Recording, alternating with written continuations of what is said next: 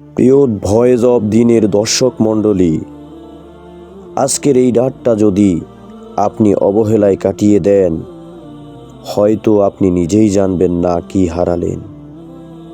কারণ এমন একটি রাত, যে রাতে আল্লাহর সিদ্ধান্তের দরজা খুলে যায় আর অনেক নাম মুছে যায়। হাদিসে এসেছে, এই রাতে আল্লাহ তাআলা বান্দার দিকে বিশেষ দৃষ্টিতে তাকান, কিন্তু সবাই নয়। কিছু মানুষ এই রাতেও বঞ্চিত হয়।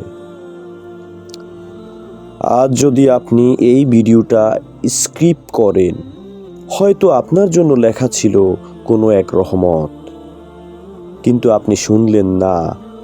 তাই অনুরোধ, ভিডিওটা শেষ পর্যন্ত দেখুন। এটা শুধু ভিডিও না, এটা হতে পারে আপনার জীবনের মোড় ঘুরিয়ে দেওয়ার বার্তা। ভিডিওটা শুরু করার আগে একটা কাজ করুন, আল্লাহর নামে লাইক দিন। এই লাইকটা সাক্ষী হয়ে থাকবে আপনি এই রাতকে গুরুত্ব দিয়েছেন। আজকের ভিডিওতে আমি বলবো শবে বরাতের করণীয় আমল, এমন কিছু ইউনিক আমল যা অধিকাংশ ভিডিওতে নেই। এছাড়া থাকছে শক্তিশালী দোয়া আর এমন কিছু কাজ যেগুলো করলে এই রাতে মাগফিরাত আপনার জন্য বন্ধ হয়ে যাবে। প্রথমে আমরা জেনে নেব শবে বরাত কি। শবে বরাত অর্থ মুক্তির রাত। এই রাতকে বলা হয় লাইলাতুন নিসফি মিন শাবান। হাদিসে এসেছে, এই রাতে আল্লাহ তাআলা সমগ্র সৃষ্টি জগতের দিকে তাকান আর ক্ষমা করেন অসংখ্য বান্দাকে। কিন্তু দুটি দল বঞ্চিত থাকে, তারা হলেন শিরককারী এবং হিংসা ও বিদ্বেষ পোষণকারী। এক বর্ণনায় এসেছে, রাসূল সাল্লাল্লাহু আলাইহি ওয়াসাল্লাম এক রাতে জান্নাতুল বাকি কবরস্থানে গিয়েছিলেন। উম্মুল মুমিনিন আয়েশা রাদিয়াল্লাহু আলাইসাল্লাম চিন্তিত হয়ে খুঁজতে গিয়ে দেখেন নবী সাল্লাল্লাহু আলাইহি ওয়াসাল্লাম দোয়া করছেন। তিনি বলেন, এই রাতে আল্লাহ তাআলা বনি কালব গোত্রের ভেড়ার লোমের সংখ্যার চেয়েও বেশি মানুষকে ক্ষমা করেন। এই ঘটনা শিখায়, এই রাত অলসতার রাত নয়, এই রাত মাটিতে মাথা রেখে কান্নার রাত। এ রাতে আমাদের জন্য করণীয় আমলগুলো হলো, ফরজ নামাজের প্রতি যত্নশীল। যে ব্যক্তি 5 ওয়াক্ত নামাজ ঠিক রাখে, এই রাত তার জন্য রহমতের দরজা খুলে দেয়। 2, নফল নামাজ। আপনি নফল নামাজ 2 রাকাত, 4 রাকাত বা 8 রাকাত করে পড়তে পারেন, তবে নির্দিষ্ট কোনো সংখ্যা নয়।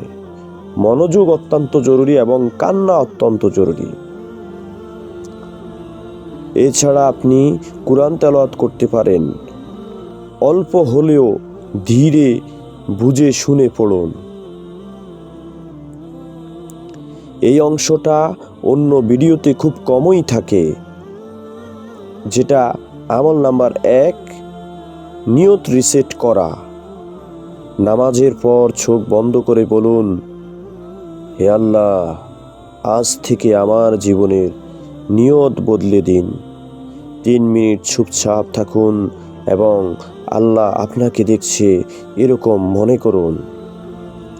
আমল 2, মোবাইলের নোটে লিখুন যাদের কষ্ট দিয়েছেন এবং দোয়া করুন, হে আল্লাহ, আমি ক্ষমা চাই এবং ক্ষমা করতে চাই।